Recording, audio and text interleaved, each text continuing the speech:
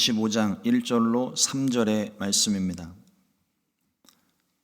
잠언 25장 1절에서 3절의 말씀 같이 한 목소리로 합독하시겠습니다. 이것도 솔로몬의 잠언이요 유다 왕 히스기야의 신하들이 편집한 것이니라. 이를 숨기는 것은 하나님의 영화요 이를 살피는 것은 왕의 영화니라. 하늘의 높음과 땅의 깊음같이 왕의 마음은 헤아릴 수 없느니라. 아멘. 오늘 함께 봉독한 잠언 25장 1절에서 3절의 말씀을 가지고 주의하여 살피는 지혜, 이와 같은 제목으로 함께 말씀의 은혜를 나누겠습니다.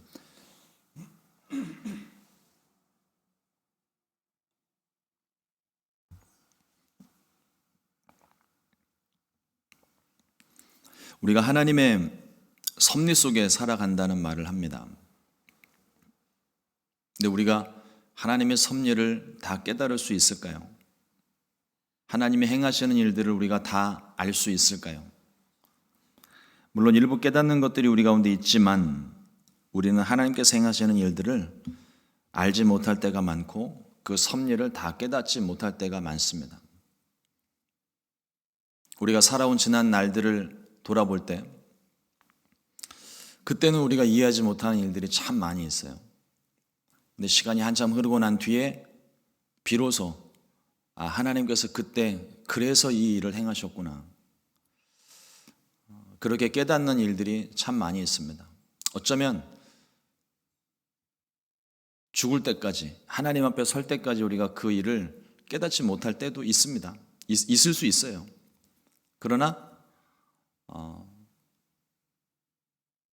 우리가 주님 품에 안겨 있을 때, 제가 예전에 어느 장례식장에서 목사님 말씀에 제가 큰 은혜와 위로를 받았던 그 말씀이 한 말씀이 있었는데, 그게 뭐냐면 주님 품에 안겨서 이 세상에 이해되지 못했던 일들을 지금 설명받고 계실 것이다, 그때 비로소 이해할 수 있다 하는 말씀이 제 마음 가운데 참 크게 영향을 미쳤었는데, 우린 모든 걸 다 알고 싶어 하지만, 깨닫고 싶어 하지만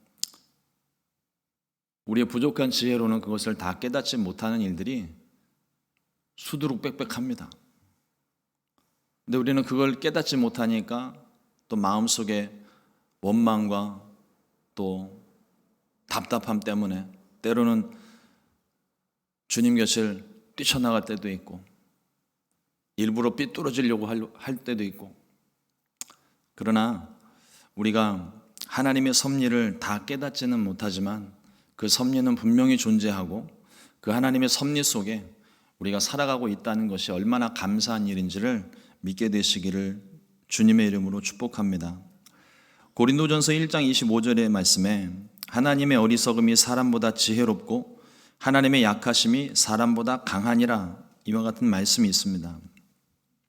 어렸을 때 이 말씀을 듣고 제가 심하게 충격을 한번 받았어요. 하나님이 어리석다고? 이게 어렸을 때, 그러니까 성경이 지금 개정판으로 바뀌기 전에 이전 성경에 보면 하나님의 미련한 것이라고 표현을 합니다. 하나님이 미련할 수가 있을까요? 소위 이제 불경건의 죄를 이 사람이 지었다, 이제 저는 그렇게 막 생각하고 판단을 했었었는데, 그럴 리가 없죠. 그럴 수도 없고요.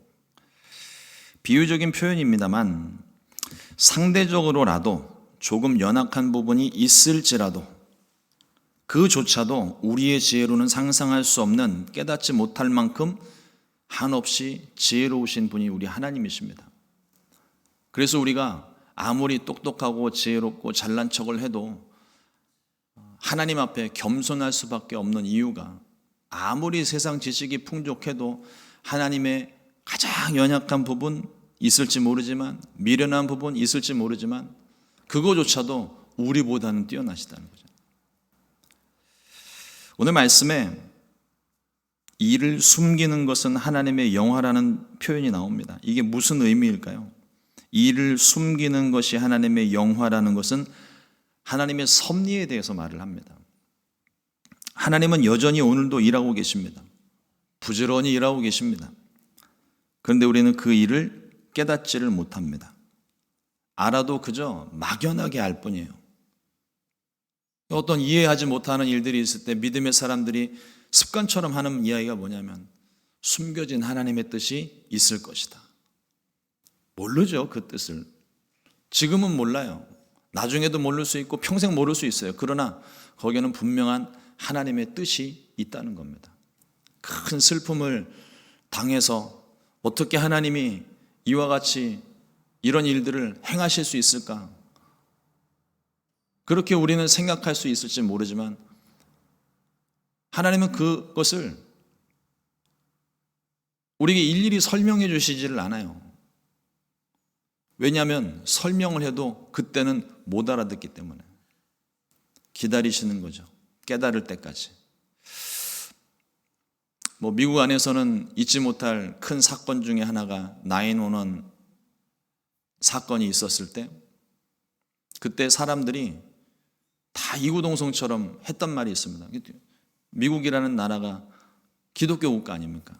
하나님을 섬기는 나라인데 그때 이구동성처럼 했던 말이 뭐냐면 이런 일이 벌어지고 있는데 하나님은 어디 계시냐? 지금도 모르겠어요. 왜 하나님이 그 일을 허락하셨는지 모르겠습니다. 근데 중요한 것은 우리가 깨닫지 못해도 알지 못해도 하나님이 그것을 허락하신, 하나님이 막으시면 얼마든지 막으실 수 있죠.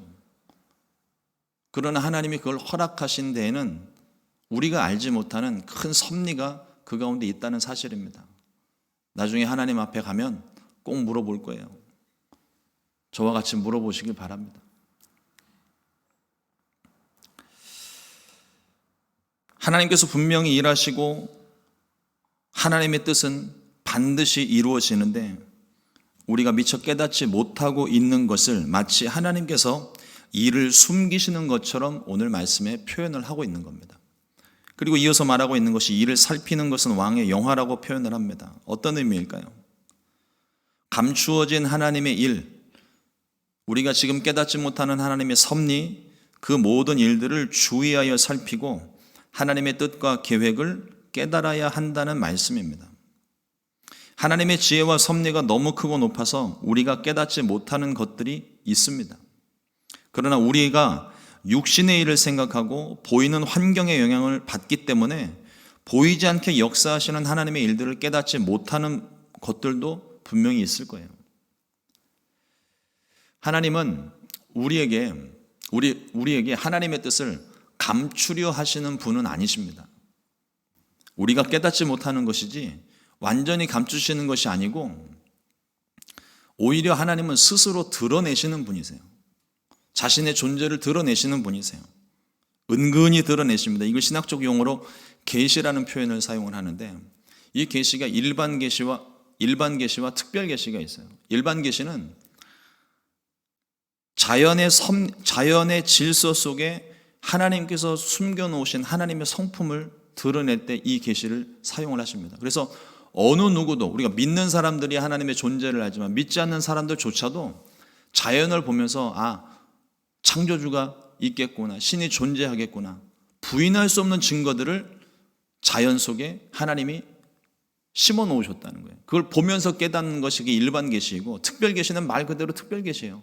하나님이 특별한 사람에게 특별한 날짜에 특별한 방법으로 특별한 말씀을 주실 때 그걸 특별 계시라고 이야기합니다.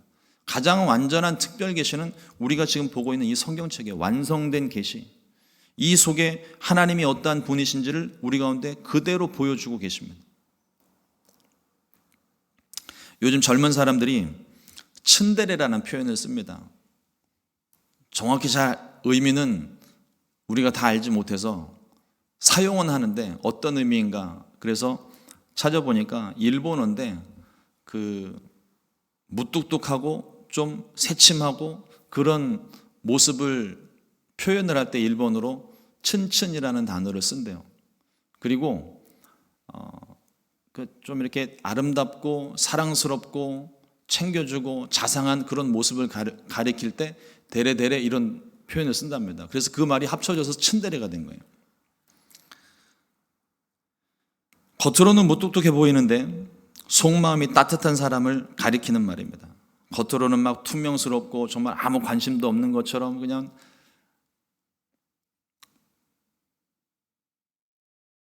제가 지역색을 가지고 있는 것은 아닌데 우리가 다 아는 이야기니까 말씀을 드리자면 경상도 분들이 되게 친절해요. 특히 경상도 남자분들 말은 되게 셉니다. 겉으로는 막 안 꺾일 것 같아요. 무뚝뚝하고 하루 3마디 한다고 그러잖아요. 근데 그러면서도요 은근히 자상한 부분이 있어요. 들어오는 길에 붕어빵 사와서 집에다 툭 던져놓고 오다 주웠다. 그리고 툭 던져놓고 더 이상 설명도 안 한대요. 그런 사람들을 츤데레라고 이야기를 하는데 말씀을 묵상을 하다가 문득 그런 생각이 들었어요. 하나님이야말로 진짜 츤데레 중에 츤데레신 것 같아요.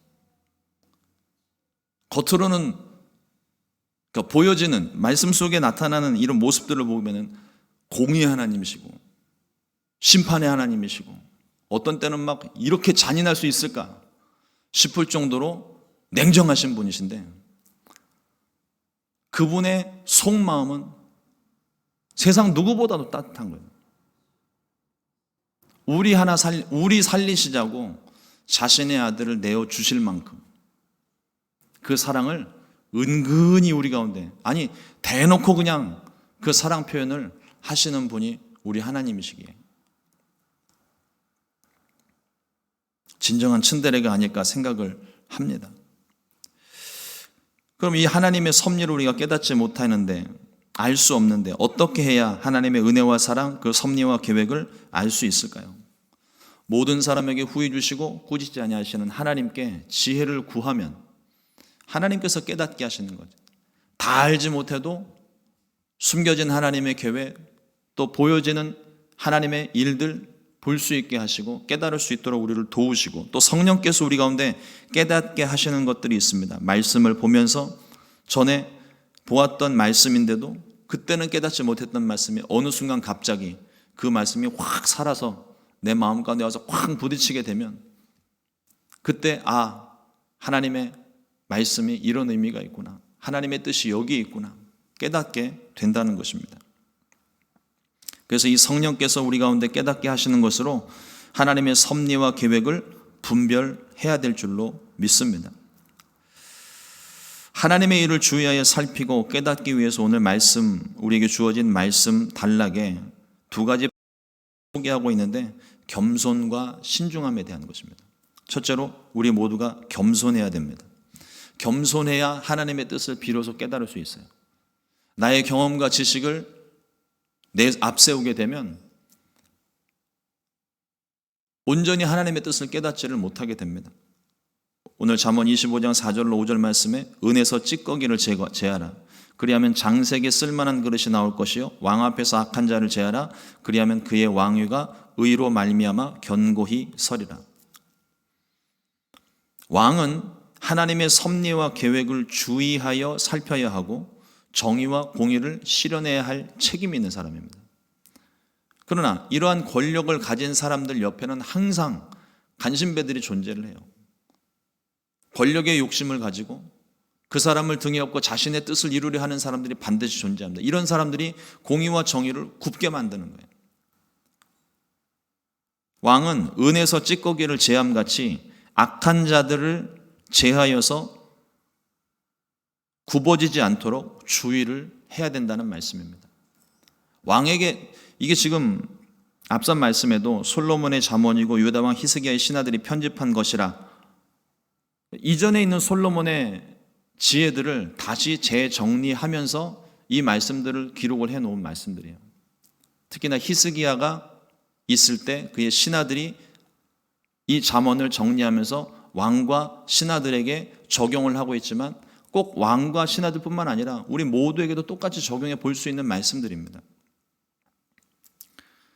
우리 안에 하나님의 뜻을 섭리를 깨닫는데 방해가 되는 것이 있다면 그것이 어떤 모양이든 우리는 그것들을 제거해내야 돼요.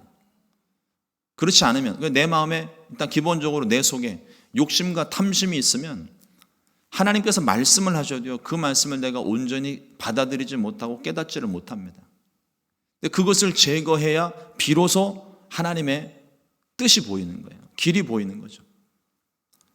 반대로 신하들에 대해서도 말합니다. 신하들은 스스로 높아지려 하지 말고 겸손해야 한다고 권면합니다. 서야 할 자리가 있고 서지 말아야 할 자리가 있는데 이것들을 분별해야 된다는 거예요.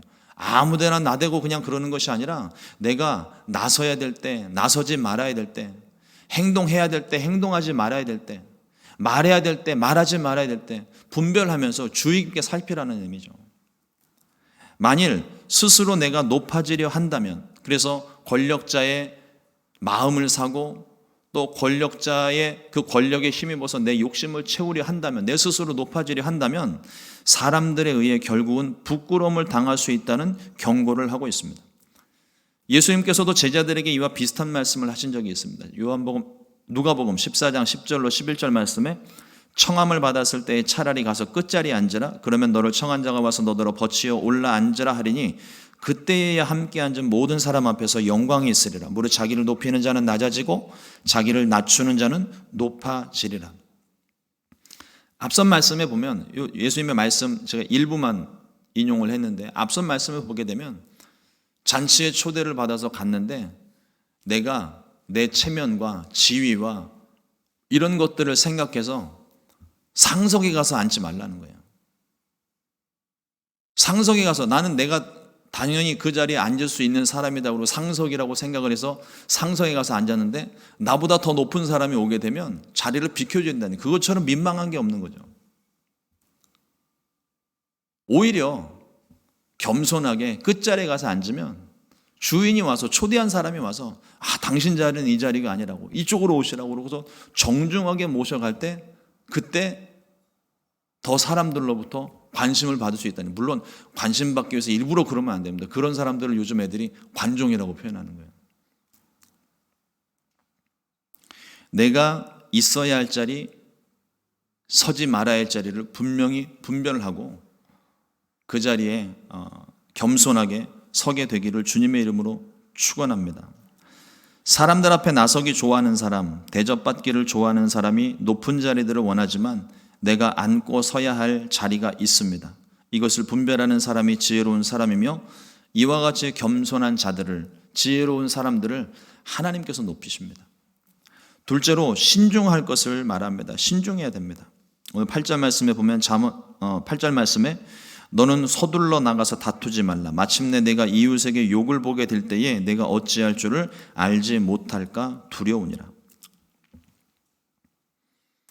두 가지 의미가 이 속에 담겨져 있는데요. 일반 기본적으로 사람들과의 관계에서 화를 참지 못하고 분노할 때 그걸 주의하라는 거예요.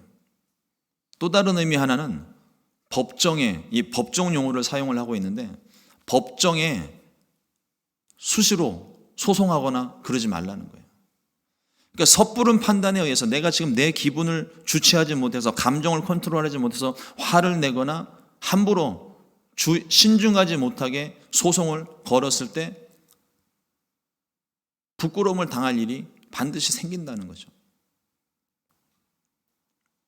일의 전후 사정이 있고 내가 보는 것 외에 보이지 않는 상황이 있을 수 있습니다. 어떻게 사람들 속사정을 우리가 다 알 수 있겠어요? 나는 아무 생각 없이 보이는 것이 옳지 않다 생각해서 한마디를 했는데 알고 보니까 그럴 수밖에 없는 상황이 나중에 뒤늦게 발견되면 내가 말한 것을 다시 주워 담을 수도 없는데 얼마나 부끄럽겠어요. 그러므로 우리가 더욱더 주의해야 되고 특히나 법정 소송으로 갈 경우에는 더욱더 신중해야 합니다. 섣부른 다툼으로 좋은 관계가 깨질 뿐만 아니라 다른 사람들로부터도 외면당하고 조롱받을 수 있는 것을 경고해서 지금 이 말씀을 하고 있는 거예요. 또 하나 우리가 신중해야 될 것이 말입니다. 잠언 25장 11절 말씀에 경우에 합당한 말은 아로 새긴 은쟁반의 금사관이라. 말을 주의하되 꼭 필요한 말, 적절한 말이 아름답다는 거죠. 사람들과 관계를 맺으면서 대화를 하다 보면은요, 그런 사람들이 있어요. 아마 다들 그런 경험들이 있으실 텐데 그 대화 안에서 자기가 주도적으로 이끌어가고 싶어하는 사람들이 있어요. 그러면 할 말 안 할 말 못 가리고 그냥 막 뱉어내요. 그게 한 10마디 하면 그중에 뒷걸음 치다가 한 마디가 제대로 적용이 되는 경우가 있는데 나머지 9마디도 사람들의 귀에 들려져 있다는 거죠. 그럼 저 사람에 대해서 사람들이 그때부터는 좀 멀리하고 싶어하고 부담스러워하고 그럼 관계가 깨지는 거죠. 사람이 좋아서 이 사람들이 좋아서 흥분을 하든 화가 나서 흥분을 하든 흥분을 하게 되면 무엇보다 말을 조심해야 됩니다. 해야 할 말, 하지 말아야 될 말이 있어요. 특별히 화가 난 상황에서 우리가 말을 주의해야 됩니다. 화난 상태에서 말을 하다 보면 정말 하지 말아야 될 말을 할 때가 있어요. 오늘 말씀에도 보면은 상대의 은밀한 부분을 누설하지 말라는 표현이 있는데 그 사람의 치부를 드러내는 거예요. 그 사람의 상처를 건드리는 거예요. 이유가 뭐냐면 내가 화났으니까 너도 화를 내라는 거예요. 그걸 계획하고 하는 말도 아닌데 벌써 내 속에 화가 있고 분노가 생기면은요 상대방을 자꾸 자극하는 말을 해요. 내가 센 척. 이 사람보다 더 세 보여야 되니까 자꾸 쓸데없는 말을 하고 필요 없는 말들 하고 말을 하다 보면은 막 화가 끝까지 올라가서 결국에는 하지 말아야 될 말, 그 사람의 은밀한 치부를 드러내고 그 사람에게 상처를 주려 하고 그 사람을 어떻게든 끌어내리려고 하는 그런 말들을 할 때가 있습니다. 정말 조심해야 돼요. 그러니까 오히려 화가 날 때는요 차라리 말을 아끼는 게 좋아요. 괜한 말로 인해서 관계가 더 깨어질 수 있기 때문에. 그리스도인은 살리는 말, 회복의 말, 은혜로운 말을 해야 합니다. 말 한마디로 사람을 죽이고 살릴 수 있는데 꼭 필요한 한마디로 분위기를 전환시키고 사람을 살릴 수 있어야 되는 거예요. 그게 그리스도인의 사명이에요. 그 살리는 말은 내가 그 사람을 위로한답시고 사람의 말들로 세상의 지혜로 설명하는 것이 아니라 하나님의 위로를 전하는 거죠. 하나님의 마음을 전하는 겁니다. 지금 저렇게 힘들어하고 아파하는 사람, 이 사람에게 하나님은 어떤 마음을 가지셨을까를 생각해 보면, 주의하여 살펴보면 내가 그때 필요한 말을 할 수 있겠죠. 뭐 굳이 말하지 않아도 그냥 옆에만 있어줘도 될 경우도 있습니다. 그러면 그냥 가만히 있어주면 되는 거예요. 그때마다 하나님께 지혜를 구하십시오. 성령께서 우리에게 꼭 필요한 말을 할 수 있도록 우리에게 지혜의 말씀을 심어주십니다. 저는 그런 경험들 참 많이 있거든요. 뭐 하는 일이 이렇다, 목회이다 보니까 많은 분들을 상담할 때가 있어요. 그럼 그 상담을 하다 보면 상담 다 끝나고 난 다음에 조용히 사무실에 앉아서 무슨 생각을 하냐면, 이야, 내가 이런 말을 다 하네. 혼자 그냥 스스로 막 좋아갖고 그 사람이 이렇게 위로받고 기쁨으로 이렇게 돌아가게 되면은 역시 난 잘났어. 절대 그런 생각 안 합니다.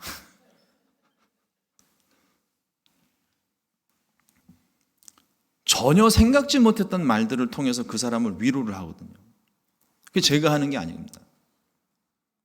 상담을 하기 전에 기도하고, 하나님, 이 사람에게 필요한 말을 전할 수 있도록 오늘도 제 입을 붙잡아 주십시오. 불필요한 말로 사람의 감정을 상하지 않도록 저를 붙잡아 주십시오. 기도하면 하나님께서 그때 딱 필요한 말씀 주세요. 그 당장에는 그것을 그분이 깨닫지 못한다 할지라도 나중에 전화가 와요. 그때 목사님이 그때 이런 말씀을 하셨는데 그게 어떤 의미인지 이제야 알았습니다. 다시 말씀드리지만 제가 지혜로워서 하는 말이 아니고요. 성령께서 그때그때 필요한 말씀을 주시는 거예요. 저에게만 그런 게 아니라 여러분들에게도 마찬가지인 거예요. 제 안에 계신 성령님이 여러분들 안에도 계시잖아요. 그럼 성령님께 우리가 도움을 구할 때 필요한 말씀을 우리 가운데 주신다는 겁니다. 기도할 때도 마찬가지예요. 기도가 도저히 되지 않을 때 제가 쓰는 방법은 말할 수 없는 탄식으로 우리를 친히 간구하시는 성령께서 나의 기도를 도와주십시오. 마땅히 구할 것을 구할 수 있게 저를 도와주십시오. 기도하면 그때부터 기도가 터지기 시작해요.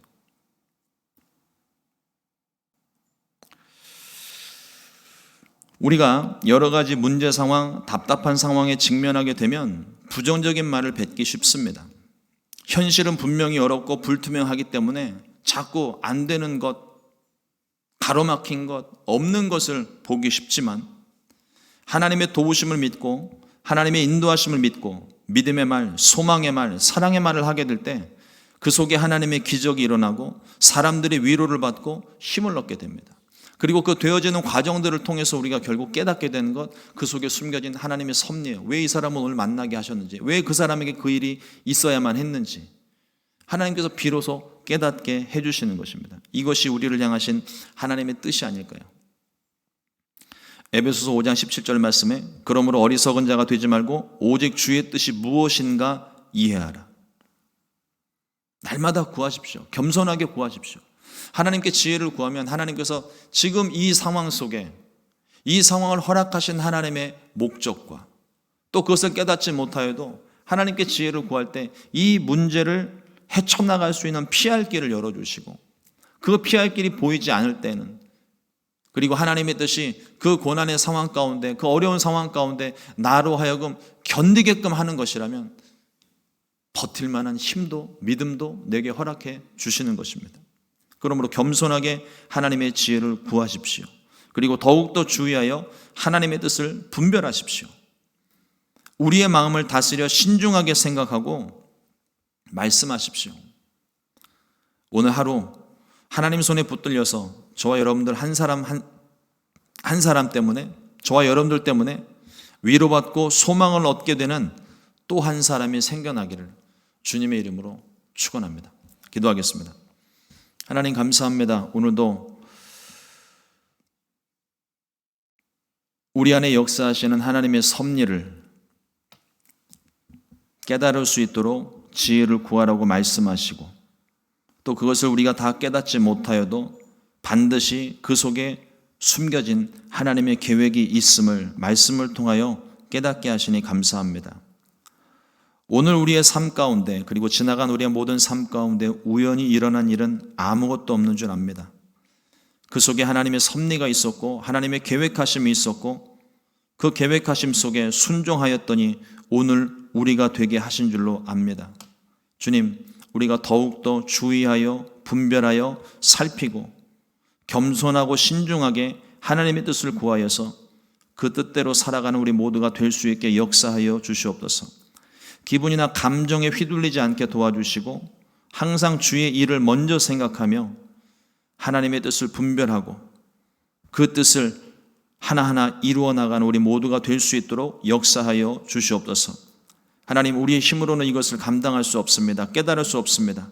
성령께서 우리 안에 충만하게 역사하셔서 친히 말씀하시고 깨닫게 하시고 분별할 수 있도록 은혜 베풀어 주시고 이로 말미암아 오늘 우리가 살아가는 동안에 만나는 사람, 일어나는 모든 일 속에 숨겨져 있는 하나님의 계획을 발견하고 하나님께는 영광 올리고 또 어느 누군가에게는 하나님의 살아계심을 나타낼 수 있는 귀한 하루가 될 수 있게 우리의 모든 생각과 마음 주장하여 주시옵소서. 오늘도 이 새벽에 주님 앞에 가지고 나온 기도의 제목들, 문제, 상황들 하나님께 아뢰일 때 하나님 우리의 기도를 들어 응답하시고 특별히 그것을 허락하신 하나님의 섭리와 계획을 생각해 보며 하나님께서 이 일을 어떻게 해결하실지 기대하고 소망하는 시간이 될 수 있도록 역사하시고 연약한 육체를 붙들고 기도할 때 병든 육체 그 고통을 주님 누구보다 잘 아시오매 주님 우리의 모든 병든 육체를 치료해 주시고 강건하게 하셔서 하나님께서 우리 가운데 허락하신 오늘의 시간 성실하게 살아갈 수 있도록 은혜 베풀어 주시옵소서.